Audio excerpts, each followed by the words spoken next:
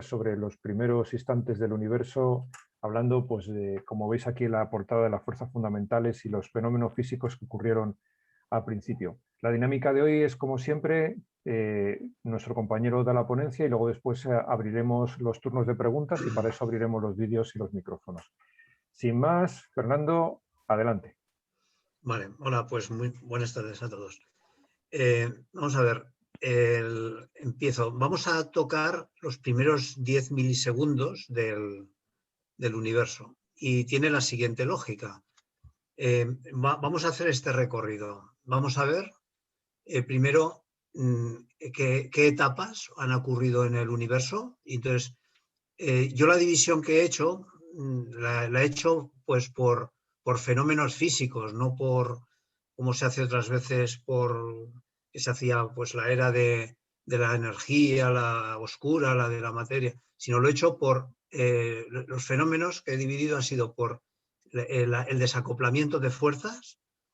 Después, la segunda etapa, que es la etapa de creación de partículas y átomos, y la tercera etapa, la de estructuras. La de estructuras la vimos ya en enero, que es cuando hicimos toda la presentación, desde que está la foto del fondo cósmico de microondas hasta ahora, y qué se sabe, cómo ha evolucionado y qué cálculos se hacen para calcular en cada momento la energía, la temperatura, el tamaño del universo y cómo se llegó a esas conclusiones. Hoy nos vamos a centrar en la primera etapa y dejo para más adelante dos etapas más, una la de la inflación y otra la de partículas y átomos. La de la inflación correspondería darla en esta, porque ocurrió en los primeros momentos. Justo al final de la etapa GUT empezó la inflación.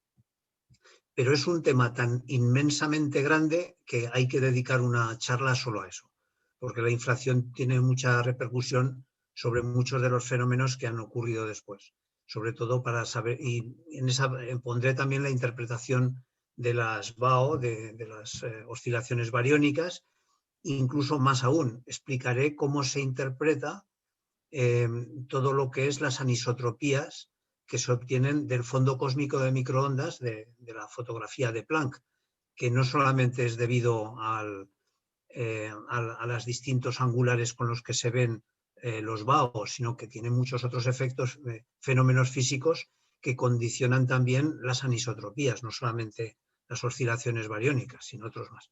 Pero bueno, ya centrándonos en lo que estamos, veremos primero las características de esta etapa de desacoplamiento de fuerzas y daré unas bases teóricas de cómo se interpretan cada una de las épocas en las que está dividido. Y después pasaremos a las 4 épocas en las que se divide, que es la época de Planck, la etapa de gran unificación, las teorías de gran unificación, después las teorías de la inflación, que en realidad es una etapa que está metida dentro de la electrodébil. Es el inicio de la electrodébil, muy probablemente, tampoco se sabe seguro. Después iremos a la época quark y se acabó aquí. Justo la época quark, cuando está el plasma quark-gluón y leptones aparecen y se confinan los quark, ahí acaba el primer 10 milisegundos. Y ya en otra charla veremos la inflación y veremos también la época de creación de los átomos primitivos, los prístinos, que son los que tienen número atómico menor de 4, y cómo se fabricaron, pues son las primeras partículas también. Y por último, pues pondré la cronología del universo, que esto ya lo puse en la charla anterior como resumen de todas las épocas. Aquí, repitiendo lo mismo que he dicho, pues aquí lo he puesto las 3 etapas. La tercera etapa es partiendo desde ahora hacia atrás, desde hoy hasta los 380.000 años, cuando hubo el desacoplamiento, la última superficie del desacoplamiento de fotones, porque realmente los fotones se empezaron a desacoplar unos 100.000 años antes, pero no conseguían salir, sino que se acoplaban y se desacoplaban, pero la superficie de último desacoplamiento realmente se estima que ocurrió entre los 380.000 y 370.000 años, después de la creación del universo. En esta etapa se formaron todos los elementos pesados de número atómico mayor de 3 y todas las moléculas que hay en el universo. Se formaron también las estrellas, los cúmulos estelares, las galaxias, los cúmulos galácticos, los superclúster de cúmulos, los filamentos entre superclúster y los grandes vacíos que hay en el universo. Para más adelante, esta es la etapa para mí la más complicada de trabajar, es la segunda etapa, que es la creación de todas las partículas del modelo estándar, que sabemos, eso también está en revisión ahora, y los átomos prístinos, que son el hidrógeno, el deuterio, el helio y el litio. Esta la prepararé quizás ya para el año que viene, porque bueno, para el año que viene van a ser todas ya, pues estamos al final de este año. Pero quizás en unos 7 o 8 meses la tendré preparada, porque la estoy trabajando, pero me está costando bastante, porque tiene mucho contenido de física de partículas y de física nuclear. Y no es sencillo. O sea, no me está siendo fácil trasladar esos conceptos a un nivel de divulgación, aunque sea una divulgación elevada, como es la que estamos dando aquí. Es una divulgación ya casi profesional, ¿no? Y por último nos centramos en la primera etapa, que es la que vamos a ver hoy, que es la etapa del desacoplamiento de las fuerzas, que es desde el segundo, vamos a decir, 0, no se sabe porque tampoco había posibilidad de contar el tiempo en aquella época. Todo lo que es por debajo de tiempo de Planck realmente pues no se sabe. Con lo cual aquí realmente esto lo corregiré después porque no pondré 0, pondré el tiempo de Planck realmente. Poner cosas más pequeñas que el tiempo de Planck es conceptualmente erróneo. Entonces, desde la primera singularidad al desacoplamiento de todas las fuerzas fundamentales de la naturaleza por rotura de simetría produciendo transiciones de fase. Todo esto vamos a explicarlo bien porque son palabras que se emplean muy abundantemente, pero a veces no se entra en el detalle que tienen mucho detalle. Aquí lo he puesto en este dibujo, pues un poco las grandes efemérides que ha habido en cada etapa. Hasta aquí llegamos en la primera época, que es la que vamos a ver. Y pasamos ya, porque esto va a tener mucho contenido. A partir de aquí son muy pocas transparencias, bueno, páginas, pero son muy densas, con lo cual voy a entrar en detalle. A ver, primero, la primera pregunta es ¿qué podemos saber de la etapa de desacoplamiento de fuerzas? Entonces, para estudiar la física del universo prístino, pues, lo digo prístino, pero el primitivo total, ¿no? Se definen modelos de evolución que muchos de ellos son totalmente desconocidos y se compara con las matemáticas y la física que tenemos hoy día, que sabemos hoy día. Concretamente se comparan con temas de topología, como vamos a ver, física de transiciones de fase, que esto es un tema de termodinámica, después de teoría cuántica de campos, y se trabajan los modelos de unificación de interacciones, gran unificación y superteorías, las 3 grandes superteorías que hay. La teoría de supersimetría, supergravedad y supercuerdas. Entonces se comparan con esto y se sacan conclusiones. ¿Y qué se compara? Pues se compara... se están oyendo ruidos. Yo creo que alguien tiene el micrófono abierto. Y se comparan con la cosmología observacional que podemos tener de aquella época, que es muy poco, que son los restos fósiles que nos quedan del universo prístino. ¿Y qué nos queda? ¿Cuáles son los fósiles que tenemos? Pues tenemos de fósil el espacio-tiempo, parece absurdo, ¿verdad? Pero es un fósil de aquella época. El campo de Higgs también es un fósil de la época. Las constantes fundamentales de la física, ya se trabajaban, necesitamos estas constantes para describir la época esta, con lo cual ya estaban allí y siguen siendo las mismas. Y los picos acústicos y digamos las anisotropías, pero dentro de las anisotropías concretamente los picos acústicos del fondo cósmico de microondas, o sea, los BAO. Los otros restos prácticamente fueron borrados por la inflación, con lo cual no tenemos más posibilidad de saber de aquella época. ¿Qué sabemos de la topología del espacio-tiempo? Por empezar ya por el primer fósil, ¿no?, que tenemos. Bueno, topología se entiende como las propiedades globales de un sistema, de un conjunto que tiene una serie de propiedades. Matemáticamente el concepto de topología es muy amplio, pero siempre se refiere a propiedades globales.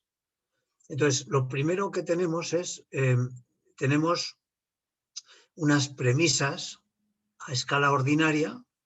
¿Qué vemos nosotros del espacio-tiempo en este momento? Utilizando la relatividad especial, incluso mejor la especial que la general, porque la general a grandes distancias, pues aunque nunca ha fallado, pero no se sabe a grandes distancias qué pasa. Pero la especial es una ciencia que se está comprobando diariamente en todos los laboratorios de partículas. Las partículas relativistas no se desvían nada en absoluto de las predicciones que hace la relatividad especial. Entonces, primero sabemos que el espacio no tiene puntos frontera. Bueno, sabemos, o se hace la hipótesis. Realmente esto procede de la hipótesis de que el universo, todos los puntos son iguales. Entonces, que solo tiene, lógicamente, puntos interiores. No hay puntos frontera. Todos los puntos, desde el punto de vista topológico, todos los puntos son puntos interiores del conjunto topológico espacio-tiempo. Segundo, sabemos que es plano por toda la experimentación que hay y que es simple conexo. ¿Qué quiere decir simple conexo? Pues que es todo de una pieza, que no tiene varias piezas y que no tiene a priori agujeros. Después vamos a ver que eso es muy cuestionable, pero a priori es de una pieza y sin agujeros. Podemos decir a escala Planck, en la escala Planck con las teorías especulativas que hay, que posiblemente en aquella época era múltiplemente conexo, por no existir ni pasado, ni futuro, ni presente, ni arriba, ni abajo, ni izquierda, ni derecha, ni delante, ni detrás. O sea, ahora entro en las figuritas estas para comentarlo. Tras la expansión primitiva que hubo, incluso después de la gran expansión que se produjo por la inflación, pues entonces el espacio-tiempo ya cristalizó haciéndose ya más duro, por decirlo así, y entonces al reducirse la temperatura ya empezó a aparecer en esa burbuja de desorden de espacio-tiempo, empezó a haber un orden y la dureza actual que tenemos ahora. Aquí tenemos que el tiempo era pues como si fuera un circuito cerrado. Tú ves dos corredores que van corriendo por el circuito, uno va en esta flecha y el otro va en esta, y no puedes decir quién va adelante, quién va más en el futuro, quién va más en el pasado. No lo sabes, están dando vueltas. No hay, en este circuito no hay ni futuro, ni delante, ni detrás, ni pasado, ni están todos, digamos, no hay ni delante ni detrás. Entonces esto es un poco el símil de cómo se concebía el espacio-tiempo en aquella época, ¿no? Que era un universo de burbujas de 10 dimensiones, ¿no?, según las teorías que hay. En este momento tenemos la flecha, ya el espacio ha cristalizado y tenemos un delante, un detrás, un futuro y un pasado. Aquí tenemos un ejemplo de un plano en 2 dimensiones, que es el plano es pitagórico, o sea, quiere decir, plano, geometría plana, quiere decir que se cumple el teorema de Pitágoras. Es decir, que tú tienes, esto se define en topología como que tiene la distancia euclídea entre 2 puntos. Es decir, que entre 2 puntos tienen la distancia euclídea entre ellos, significa que su distancia se mide por el teorema de Pitágoras, o sea, la distancia cartesiana de Euclides, ¿no? Entonces, este plano, concretamente, esta página que hay aquí, que señalo, esto es un plano, es plano porque aquí en un papel perfectamente se cumple la geometría euclídea y el teorema de Pitágoras. Es simplemente conexo quiere decir que no hay agujeros, que tú haces un círculo y este círculo lo puedes estrechar hasta llevarlo a un punto sin que nada te lo impida. Pero este plano tiene puntos frontera, es decir, no es infinito, tiene unos bordes que marcan una diferencia con los puntos interiores. Aquí tenemos otro ejemplo, que es este cilindro. Imaginaos este cilindro infinito por arriba, infinito por abajo. Este también es euclídeo, es decir, aquí puedes establecer la distancia euclídea en su superficie. Aunque sea redondo, aquí puedes dibujar un rectángulo, un triángulo rectángulo perfectamente, porque procede de un papel que lo has doblado, y se cumple perfectamente el teorema de Pitágoras, con lo cual la distancia que tiene es la distancia euclídea, por lo tanto es plano. Al ser distancia euclídea es plano. El problema de este es que este no es simplemente conexo, porque aquí este círculo sí que lo puedes estrechar a cero, pero si haces un círculo alrededor de él, no lo puedes estrechar a cero porque te saldrías del plano, te saldrías de la superficie en la que estás. Este es de 2 dimensiones también y este es conexo, este no es simplemente conexo. Este no es con un agujero tiene. Entonces, agujeros negros son agujeros topológicos del espacio-tiempo. Pues no sabemos, no sabemos. Esto es una cuestión. Lógicamente, los agujeros que había en la época de Planck, a la escala Planck, eran burbujas a una temperatura altísima. La diferencia con los agujeros negros es que su temperatura es bajísima. La temperatura de un agujero negro son los objetos más fríos del universo realmente. Son temperaturas de muchas cifras decimales por debajo del 0 Kelvin. Entonces, no sabemos si son realmente agujeros y hacen que el espacio-tiempo tenga agujeros, no lo sabemos. Si tuvieran realmente agujeros, serían un espacio de 3 dimensiones, sería conexo porque es todo de una pieza, pero con agujeros. Y agujeros significaría que la superficie que rodea el agujero negro, por decirlo así, la superficie la superficie del radio del agujero negro, marcaría una superficie que tendría solamente una cara, que sería la cara exterior. El interior no tendría física que podamos describir, lo cual sería un agujero matemático. Allí no sabríamos más. Entonces, simplemente este comentario para reflexionar sobre el espacio. O sea, como vemos, esto son teorías totalmente especulativas. Tenemos aquí otra página que me tengo que detener porque es muy importante.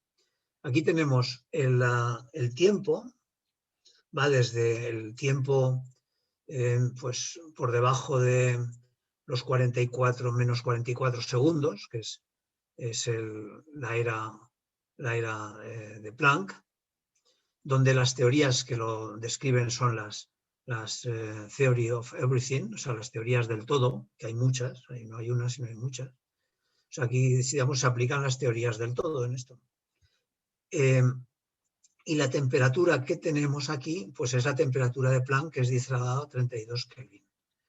Y la energía que tienen es la energía correspondiente de cada partícula, es la energía correspondiente, o de cada partícula, o de cada ente. Es que tampoco se puede hablar de partículas porque no había, pero de cada entidad singular que podemos definir, que ahora veremos también cómo se definen esas entidades singulares en aquella época, pues tienen una energía de 10 elevado a 19 gigaelectronvoltios, que en electronvoltios son 10 elevado a 28, que es la energía de Planck realmente.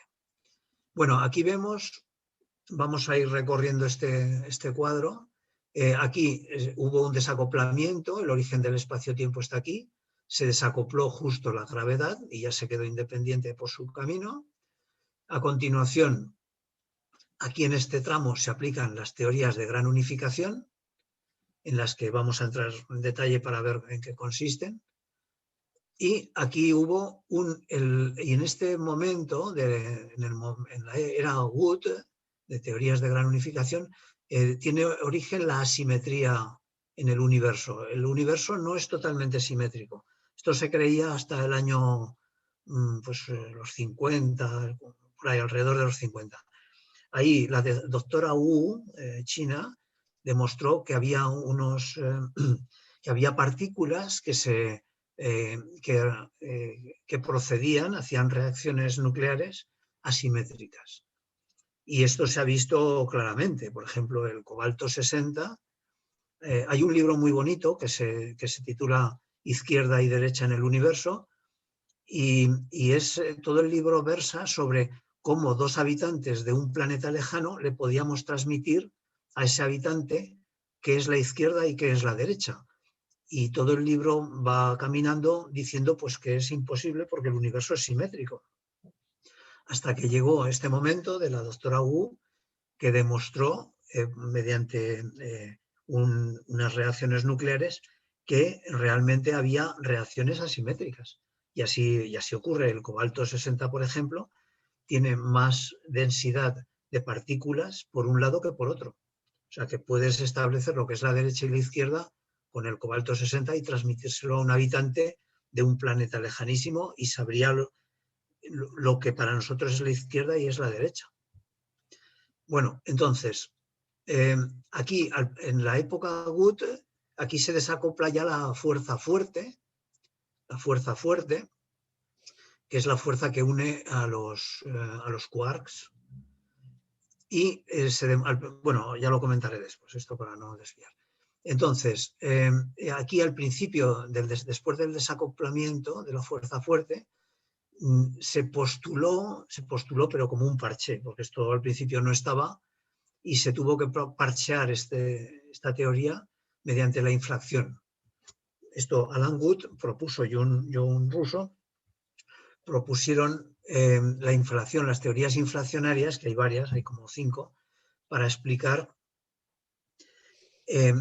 cosas que no había forma de explicar. Sobre todo, esto nació de la necesidad de explicar por qué no hay monopolos magnéticos, por qué no se ven, no que no, sino que la probabilidad de monopolos magnéticos por metro cuadrado, por metro cúbico, es menor de 10 elevado a 28, porque la teoría indicaba que era de 10 elevado a menos 2, o sea, teníamos que estar viendo monopolos constantemente en el universo, y no se ha visto nunca ninguno.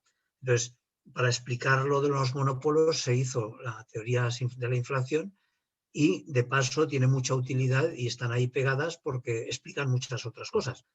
Quedan 2 cosas que no explican, pero hay la mayor parte de los problemas que daba el modelo cosmológico estándar, pues sí que lo explican. Entraremos en detalle también en esto. Bueno, entonces ya sigue a continuación aquí. A ver, sigue las fuerzas electrodébiles, y aquí se produce un desdoblamiento, un desacoplamiento de la fuerza electrodébil. Por un lado aparece la fuerza electromagnética, esto lo demostró Abdus Salam y le dieron el premio Nobel por este trabajo. Abdus Salam con 2 físicos más. Y Weinberg, no me acuerdo ahora. Y por un lado se desacopló la fuerza electromagnética y por otro lado la fuerza débil. La fuerza débil es la que produce las reacciones nucleares. Realmente son las reacciones beta, son producidas, la emisión beta es producida por la fuerza débil. Todas las reacciones nucleares tipo beta. Y de las fuerzas electromagnéticas, que son con las que vivimos constantemente. Y aquí aquí se produjo, fijaros, el límite, aquí por ir un poco con las energías, aquí tenemos un límite que se llama el límite GZK, que es Zepzelin-Guzman, que es de 10 elevado a 10 gigaelectronvoltios. Estas son las partículas más intensas, de mayor energía, que se han detectado en el universo. Lo digo mal, estas son partículas pero no neutrinos. Neutrinos todavía se han encontrado neutrinos de más energía que estos. Aquí tenemos el nivel del LHC, es decir, cuando se dice que el LHC está tocando los inicios del universo, pues yo cuando lo veo esto me da risa siempre que lo oigo, porque es que está como a 10 cifras decimales de llegar al inicio del universo, y lejísimos de la época de la inflación y lejísimos de la época Good, o sea que estamos muy lejos de la experimentación y no se podrá nunca pasar de aquí, posiblemente. Entonces, otra época importante es el confinamiento de quarks, que se produce aquí, en esta zona, en 10 elevado a menos 3, menos 4 segundos, más o menos, o menos 3 segundos. Esto ya es en la época siguiente, que no la vamos a ver hoy. Aquí viene en un segundo, entre 1 segundo y 2 segundos, se desacoplaron los neutrinos. Es cuando ya hay transparencia de neutrinos. Y se produce el deuterio ya estable. Más adelante, a los 370.000 años, se hace la transparencia de fotones, y cuando la superficie de último esparcimiento de los electrones. Y todo esto ya, lo que queda de aquí para abajo, este trocito chiquitín, que es mucho tiempo, pero que prácticamente no ha pasado casi nada, pues es toda la historia, desde la foto de Planck hasta ahora, que es la formación de todas las estructuras que hay en el universo. En esta gráfica, vamos a ver, aquí tengo las constantes de acoplamiento. Esto se habla mucho en cosmología, lo que son constantes de acoplamiento, y ahora vamos a ver unos ejemplos. Entonces, aquí había, esto es energía, esto es, digamos, de alguna manera es una forma de medir la energía. Entonces, en las teorías del todo tenían unificadas todas las fuerzas, pero por un lado se desacoplaron la fuerza fuerte, que siguió su camino ya independiente, que tiene, pues, se da como fuerza 1, o sea, se le da el concepto de fuerza 1, porque es una fuerza puramente cuántica, es una fuerza cuántica. Entonces, aquí se desacopló la fuerza electrodébil y más adelante, ya en energías inferiores al LHC, esta es la energía del LHC, fijaros, que todo esto es lo que sabemos de partículas hoy día con los experimentos del LHC, y se desacoplaron la fuerza débil y la electromagnética. Y cada una tiene constantes de acoplamiento. Constante de acoplamiento es comparar la energía que genera una fuerza comparada con la fuerza cuántica, con la energía cuántica. Y vamos a ver dos ejemplos que se entienden muy bien con los conceptos habituales, ¿no? Vemos que la fuerza fuerte se le da fuerza 1, porque es igual que la cuántica. La fuerza electromagnética tiene la constante de acoplamiento, la constante de estructura fina, que es 1 partido por 137, o sea, aproximadamente 10 elevado a menos 2, un poquito más de 10 elevado a menos 2. La fuerza débil, que es 10 elevado a menos 6, y la fuerza de gravedad, que es 10 elevado a menos 39, o sea, una fuerza casi nula. Vamos a poner aquí dos ejemplos que he hecho para que se entienda bien cómo se miden estas fuerzas. Bueno, la constante de acoplamiento, la constante de estructura fina, que la llamamos alfa E, electromagnética me refiero, es dividir la energía eléctrica dividido entre la energía cuántica. La energía eléctrica en el sistema, no en el sistema internacional, sino como da igual el sistema que cojamos, porque son constantes adimensionales, cogemos el sistema más fácil, que es el sistema CGS, gramos centímetro gramo segundo. Entonces la carga del electrón al cuadrado dividido entre la distancia de dos electrones, y aquí tenemos la energía cuántica del sistema.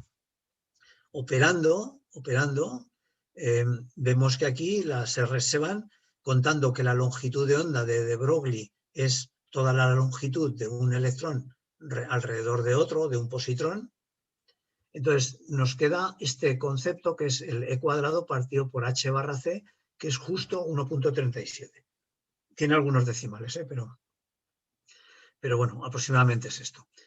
Un ejemplo 2 es comparar la fuerza de gravitatoria con, a ver, la fuerza de gravitatoria, ¿por qué tiene este valor tan bajo? Pues si cogemos un protón y formamos un protón trayendo masas desde el infinito hasta aquí. Entonces, la energía gravitatoria de un protón es G por M al cuadrado P partido por R, el radio del protón. Y su energía electromagnética es la K, en este caso es el sistema internacional, estoy trabajando, el valor de la K en el sistema internacional es 9 por E elevado a 9, por E cuadrado partido por R. Operando, nos da 10 elevado a menos 37. Pero como la fuerza, como la constante de acoplamiento electromagnético es 10 elevado a menos 2, le tenemos que bajar al valor de 10 elevado a menos 39. Es decir, aquí se calcula que la constante de acoplamiento gravitatoria es 10 elevado a menos 39. Es decir, que es una fuerza mínima en el universo. A ver, estamos ahora ya con los cálculos que tenemos que ir haciendo. ¿Qué son las transiciones de fase y el campo de Higgs?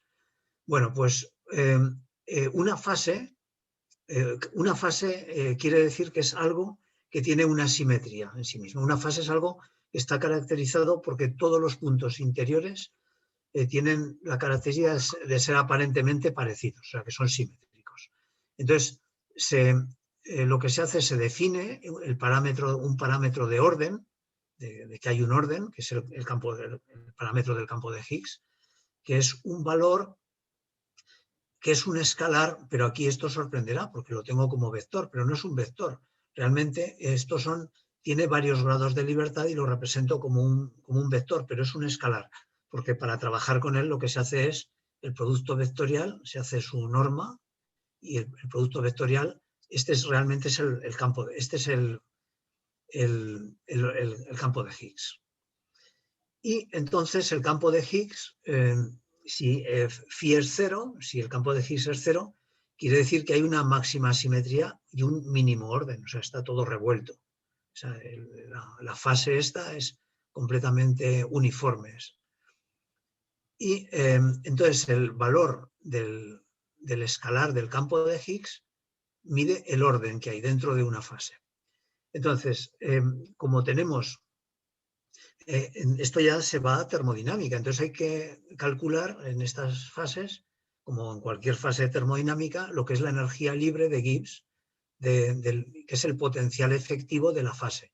Entonces el potencial efectivo de Gibbs, esto por los estudios que se hicieron por Higgs y todos sus colaboradores que tuvo, es una función que tiene un potencial inicial que depende de la temperatura, o sea, el potencial depende del campo de Higgs y de la temperatura.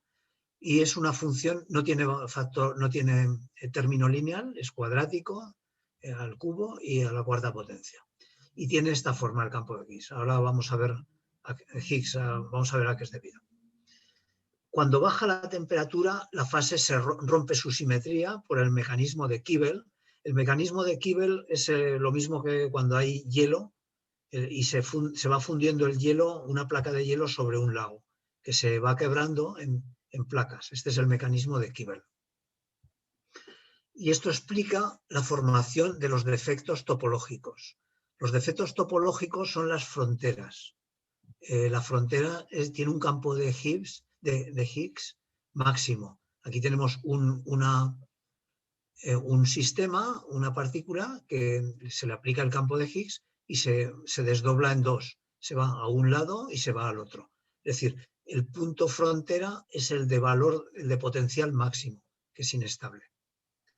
Entonces, esto es lo que explica la formación de los defectos topológicos, que son las fronteras de cada uno de los dominios. Esto es lo que ocurrió en el vacío cuántico inicial.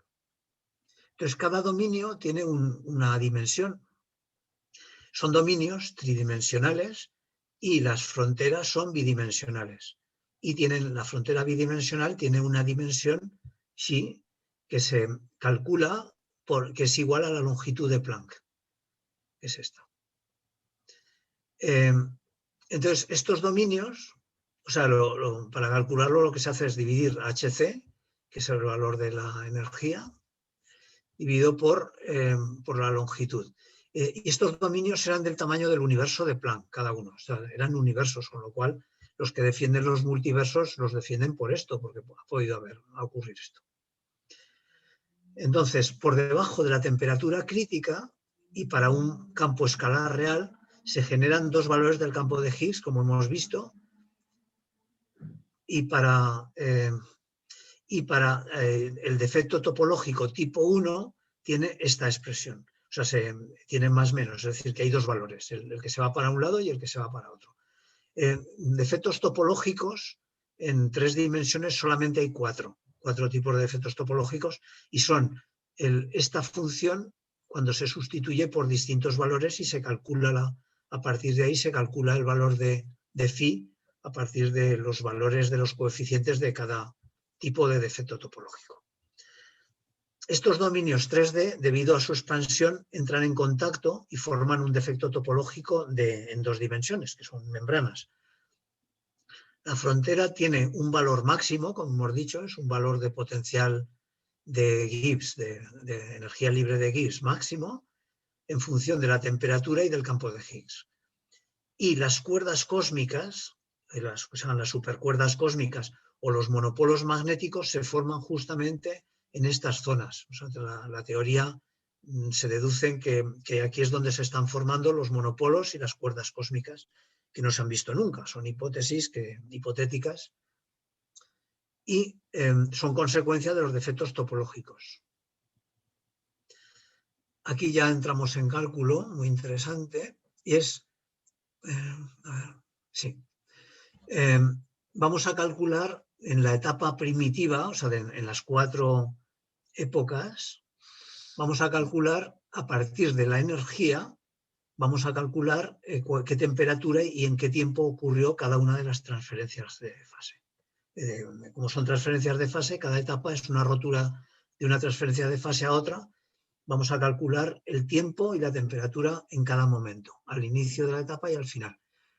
He hecho un cálculo para verlo intuitivamente.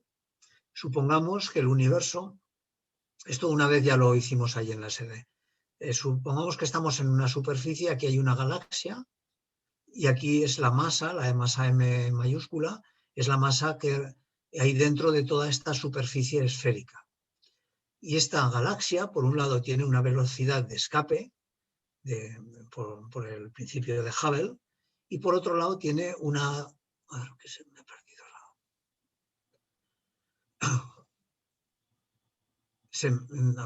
y por otro lado tiene una atracción gravitatoria hacia el centro de la masa de la esfera.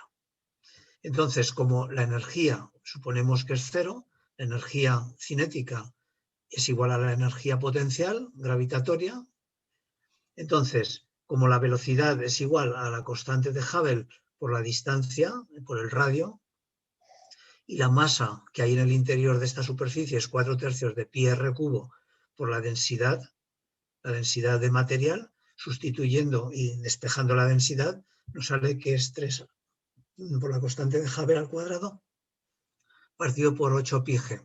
Y esta es la densidad del universo actualmente. Es aproximadamente como medio protón por metro cúbico. Bueno, entonces, como la densidad se expresa como materia, como densidad en kilos por metro cúbico, vamos a expresarla como energía. Entonces, para expresarla como energía, pues aplicamos la ecuación de Einstein, que es la masa por la c al cuadrado, con lo cual esta es la densidad de materia en el universo, pero en forma de energía, en julios, ¿no? Y sería el valor anterior, 3h cuadrado partido por 8 pi g, pero multiplicado por c al cuadrado. Y esto tiene que ser igual a la ley de Stefan Boltzmann. La ley de Stefan Boltzmann, sabéis que es la emitividad de un cuerpo negro, es sigma por t al cubo, a la cuarta potencia, perdón. Esto, para transformarlo en densidad de energía, porque eso es flujo de energía que sale de una superficie negra, pero para transformarlo en densidad de energía que hay dentro de la superficie negra que emite, por un cálculo que se sale totalmente de la charla de aquí, porque es una integral triple y bastante laboriosa. Si el que quiera se la puedo enviar, que la tengo hecha. Es 4 partido por c por sigma por t a la cuarta potencia. Y como la constante de Hubble es la velocidad partido por la distancia, luego es el inverso del tiempo. Si en esta ecuación quitamos la h y ponemos 1 partido por t al cuadrado y despejamos t, nos queda este valor. Nos queda que el tiempo en cada época es 1 partido por la temperatura al cuadrado y por la raíz cuadrada de estas constantes universales. Todo esto son constantes universales. Esta es la constante de Stefan-Boltzmann, la sigma, la constante de gravitación, pi y c cuadrado, y c. Es decir, es el valor del tiempo en segundos, es 4,6 por 10 elevado a 20 partido por t al cuadrado. El tiempo expresado en segundos. Lo he transformado porque aquí estaba expresado en segundos, porque la constante de Hubble la tenía en segundos también, que es 2,3 por 10 a la menos 18 segundos. Y entonces, y también la temperatura se deduce, como la temperatura multiplicada por la constante de Boltzmann es igual a la densidad de energía, pues de aquí nos sale que aproximadamente la temperatura es 1,16 por 10 elevado a 4 por la densidad de energía, que la tenemos ya calculada porque sabemos la densidad. Y aquí construimos con esto ya la tabla, en una hoja de cálculo, construir la tabla. El fenómeno físico que ocurrió es la época Planck, la época de teorías de gran unificación, teoría electrodébil y teoría y quark. Y en cada una, haciendo estos cálculos, pues tenemos la densidad de energía, la temperatura, la edad y la duración. Cualquier duda me decís. Bueno, y voy a ir más rápido porque esto se está alargando mucho. Entonces, la época Planck va desde 0, por decirlo de alguna manera, hasta 10 a la menos 44, que es el tiempo de Planck. O sea, desde no sabemos cuándo hasta el tiempo de Planck. Entonces, aquí lo importante son constantes fundamentales, que son las que se siguen valiendo, suponemos, se parte de que siguen valiendo, las unidades de Planck y el espacio cuántico. Perdón, y el vacío cuántico. Las teorías físicas que describen esta época no están establecidas bien y son las teorías teorías del todo, que están basadas en las superunificaciones, supercuerdas, gravedad cuántica y las teorías supersimétricas, y lo que es el vacío cuántico. Normalmente los físicos teóricos se dedican a hablar casi siempre del vacío, es lo que más hablan, es la palabra más común. No hay evidencia experimental de esta época, y el HLC está a una distancia de él de 10 elevado a 13 por debajo de energía, o sea que nunca va a llegar a haber una experimentación directa. Entonces, se necesitan para explicar estas teorías teorías del todo de 6 a 7 dimensiones adicionales a las 4 del espacio de Minkowski, que son las 3 del espacio y del tiempo, para poder renormalizar las ecuaciones de teorías del todo. Estas dimensiones extras colapsan por el mecanismo de Kaluza-Klein al final de la época Planck, y es cuando quedan ya solamente las 4 dimensiones de Minkowski. En esta época domina el principio de incertidumbre, es decir, todo es incertidumbre, y no hay es vacío cuántico, son todo incertidumbres. Y es como si para salir de este vacío, lo que hace es que pide prestada energía para arrancar el mundo, es como el primer movimiento, el primer motor de Santo Tomás de Aquino y de Aristóteles, ¿no? Que le pide energía prestada, pero durante muy poquito tiempo. Como sabemos que el principio de indeterminación nos dice que la energía por el tiempo tiene que ser inferior a h barra partido por 2, pues le pide energía para salir de allí, pero por un tiempo cortísimo, es decir, un préstamo que lo devuelve enseguida. Entonces, en esta época lo que había es eso, el principio de incertidumbre y la espuma cuántica en 10 dimensiones. Mi conjetura personal es que en ese vacío cuántico es como lo visualizo como que todas las variables, las constantes del universo, recorrían valores, iban recorriendo valores hasta que encontraron unos que los hizo viables y arrancaron. En ese momento se pidió prestada la energía y empezó el cosmos. Es por hacer una visión de algo, ¿no? Que no se sabe nada, pero yo lo visualizo así. Es decir, como había incertidumbre, de hecho, las constantes fundamentales del cosmos, muchas de los valores, si se le fueran asignando distintos valores, darían lugar a universos imposibles. Otras veces, en algunos casos muy raros, podrían dar lugar a universos distintos al nuestro, pero en la mayor parte de las veces serían universos imposibles, o sea, incoherentes totalmente. Y entonces, y con esto se pueden calcular las magnitudes de Planck, que son básicamente estas que he puesto aquí. Y aquí he puesto 2 ejemplos de cálculo a través de análisis dimensional. Esto lo dejo para que cada uno pues pueda verlo, pero se ve claramente cómo se demuestra que es las unidades de Planck, cómo Planck las calculó y cómo se calculan, vamos, no hay otra forma. Pasamos a la época Wood, la época de las teorías de gran unificación, que van desde el segundo menos 44 al menos 36. En esta época, lo más característico es que había la gran unificación de fuerzas, excepto la gravedad. Todo era materia Wood y esta materia Wood incluía unos hipotéticos bosones que no se han visto nunca ni se podrán ver nunca, pero encajan muy bien con toda la teoría. Y en esto estuvo trabajando mucho Andrei Sájarov, fue uno de los que más aportó en esta teoría.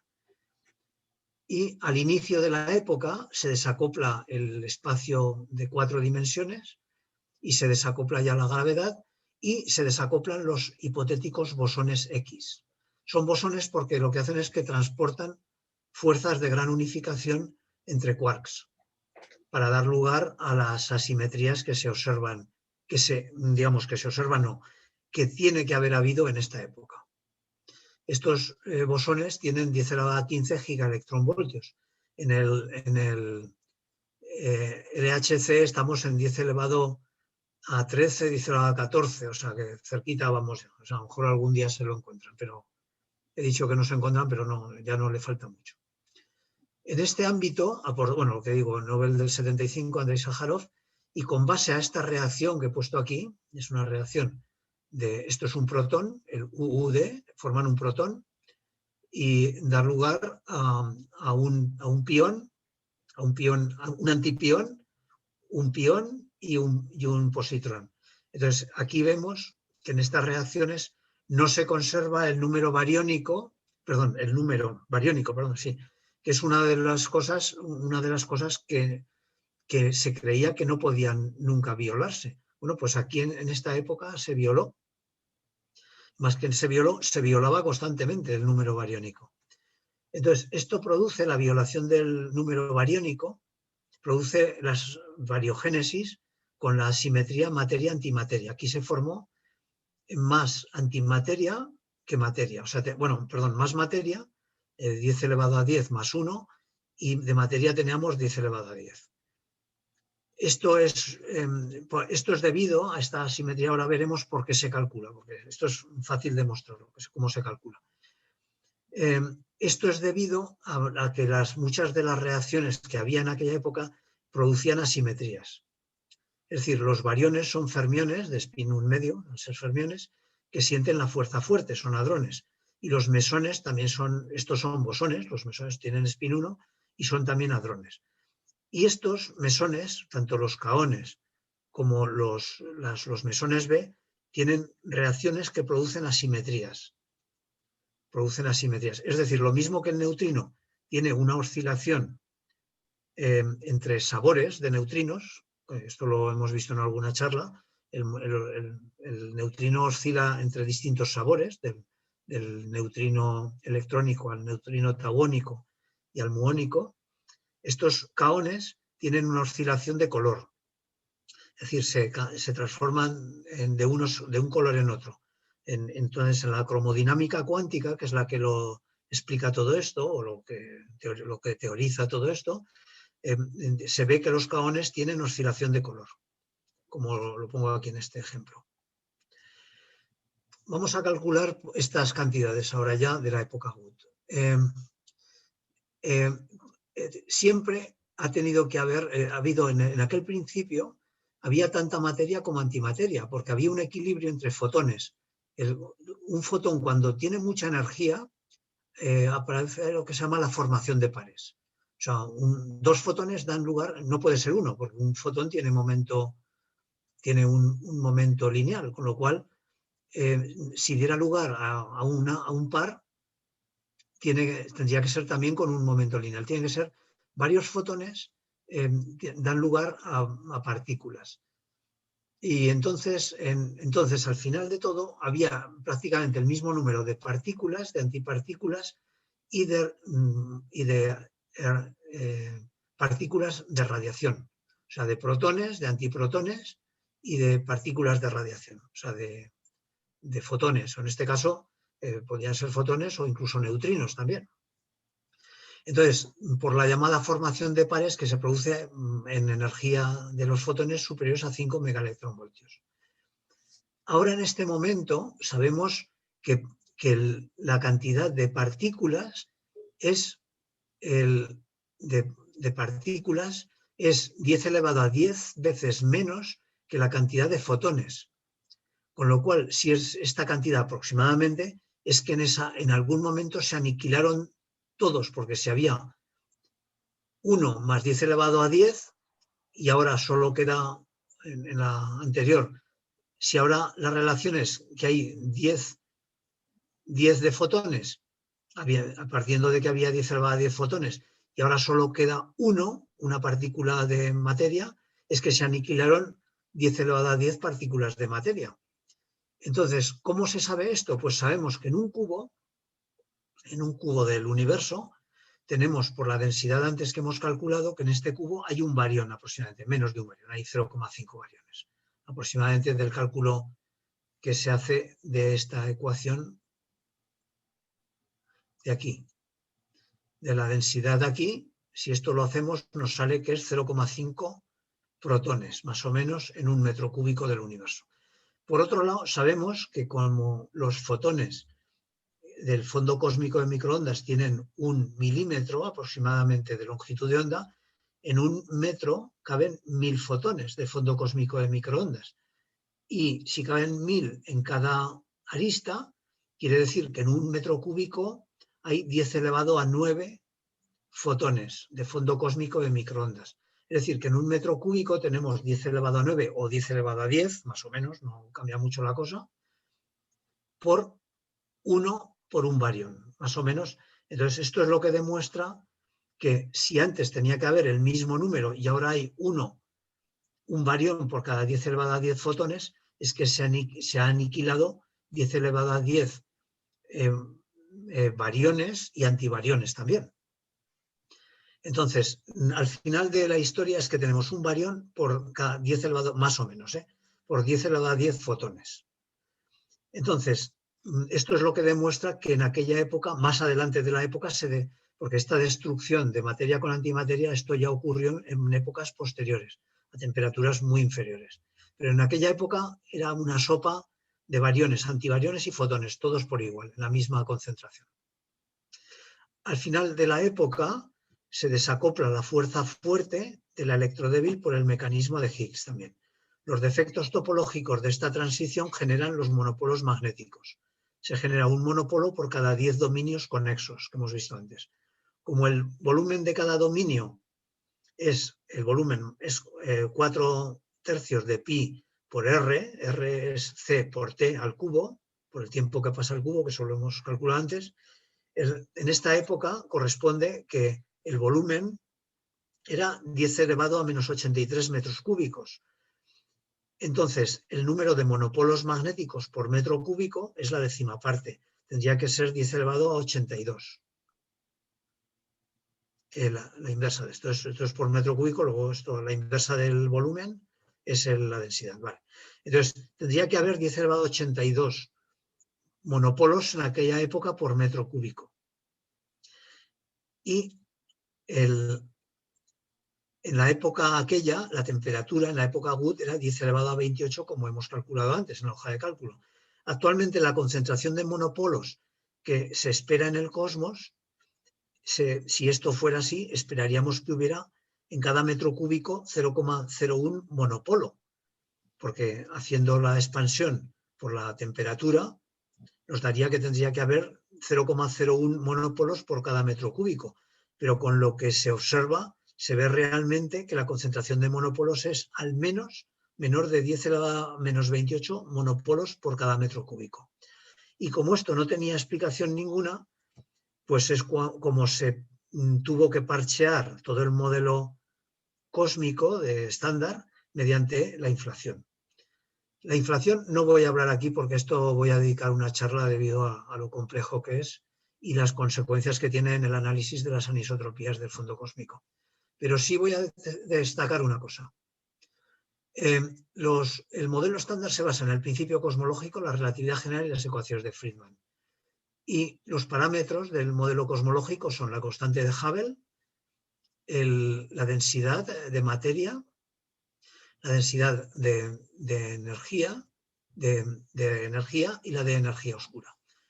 Y esto no puede explicar, el modelo cosmológico no puede explicar ni la densidad de monopolos, que es 10 elevado, o sea, inferior a 10 elevado a menos 28 por metro cúbico, monopolos por metro cúbico, tampoco puede explicar el primer motor, cómo arrancó el universo, no puede explicar el ajuste fino de la energía oscura, de la constante cosmológica, que tiene que ajustarse a un valor a través de la ecuación de Higgs con una precisión de 10 elevado a menos 123, o sea, una monstruosidad de ajuste, y esto no lo explica.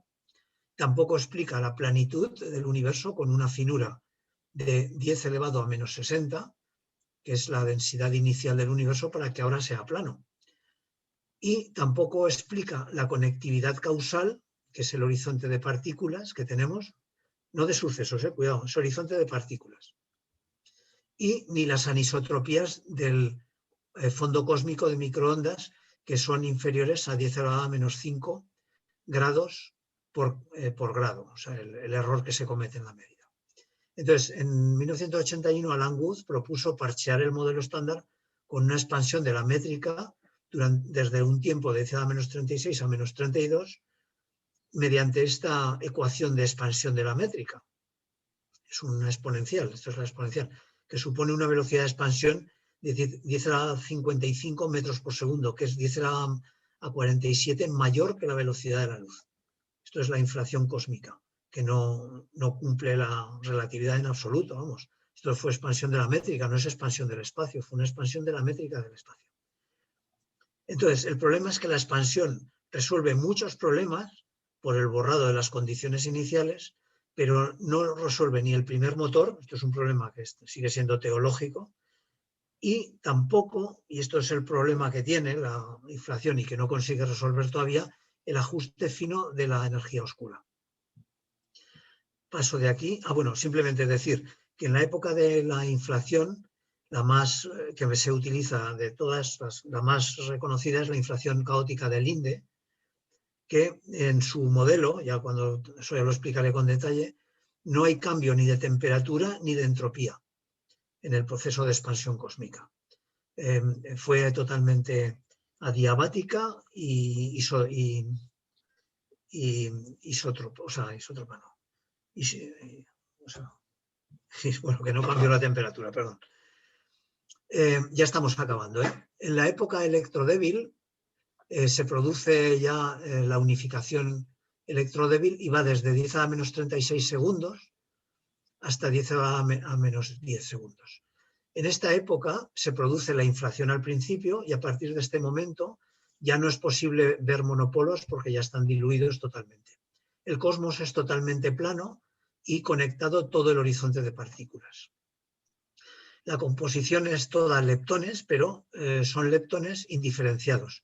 No tienen masa, son todos leptones porque todavía no han sufrido la colisión con el bosón de Higgs, con el campo de Higgs. Entonces todavía no tienen masa, o sea, electrones y neutrinos y muones y tauones son todos lo mismo, pero no han sufrido todavía la diferenciación. Y los quarks lo mismo, también son indiferenciados. Los quarks son los que sienten la fuerza fuerte y los leptones los que no la sienten. Durante esta época convive la materia con la antimateria, porque la temperatura es todavía muy alta y todavía los fotones consiguen crear pares de partículas. Todavía no se ha destruido la antimateria. Pero ya hay una asimetría materia-antimateria, de 1 en 10 elevado a 10. Al final de la época interactúa con el campo de Higgs y los dotará de masa a cada uno de los leptones y a los quarks también. Y al final de la época ya salen los quarks con su masa y ya tenemos el modelo estándar de partículas como lo conocemos hoy día. Esta es una transición de fase de primer orden por el mecanismo de Higgs que desacopla la fuerza fuerte de la electromagnética. Cuando se habla de transiciones de fase de primer y de segundo orden, se refiere a lo siguiente. Una transición de fase de primer orden es que cambia el ordenamiento de las cosas sustancialmente. Por ejemplo, el paso de un líquido a gas. En el líquido están ordenadas las partículas muy compactas, en el gas están todas caóticas, muy separadas. En cambio, una de segundo orden es una transición de fase, por ejemplo, la que hace un conductor cuando se transforma en semiconductor. Es decir, cambia la fase, pero realmente no hay un cambio en el orden visible. O sea, cambian las propiedades radicalmente, pero no cambia la entropía, básicamente. Es un cambio suave de entropía, no es radical. No es como pasar de líquido a gas, que hay un cambio radical de entropía multiplicado por muchos dieces. Y acabamos con la época quark, desde 10 a la menos 6 a 10 a la menos 5, o sea, el 10 milisegundo al que estamos llegando. Entonces aquí lo que hay es un confinamiento de los quarks en hadrones. Al inicio de la época tenemos un plasma de quark, gluón y leptones, o sea, todos indiferenciados, todos ellos diferenciados por el mecanismo de Higgs en sus masas correspondientes, tal como los conocemos ahora. Al inicio de la época ya se diferencian los fermiones y los bosones, como ahora, ¿no? La composición es leptones y un plasma de quark-gluón. El plasma de quark-gluón es muy interesante porque estaban tan compactos todos, daros cuenta que se destruyó muchísima materia, o sea, con la destrucción materia-antimateria vació el universo prácticamente. En aquella época estaba lleno todo de partículas. Entonces, estaban tan juntos los gluones con los quarks que no se desacoplaban porque no sabía un gluón a qué quark pertenecía, porque estaban todos juntitos. La razón de este plasma es de aquí lo que pongo aquí. Tienen prohibido estar aislados los quarks, pero la densidad es tan alta que se forman y se destruyen hadrones y los quarks no saben a cuál pertenecen, o sea, estaba todo mezclado. Al final de la época, con una energía de 2 por 10 a la 8 electronvoltios, los quarks y los gluones se confinan en hadrones y ya se forma el protón, el neutrón, los hiperones, hay varios hiperones, el sigma, el chi y los piones y otros materiales más, ¿no? Más hadrones, ¿no? Los kaones, los bosones B, etcétera, etcétera. Solamente queda residuo de una fuerza fuerte. La fuerza fuerte ya desaparece de la visión del universo y solamente queda un residuo de fuerza fuerte para unir los nucleones. Esto para unir protones con neutrones. Esto fue, originalmente la fuerza fuerte se descubrió aquí.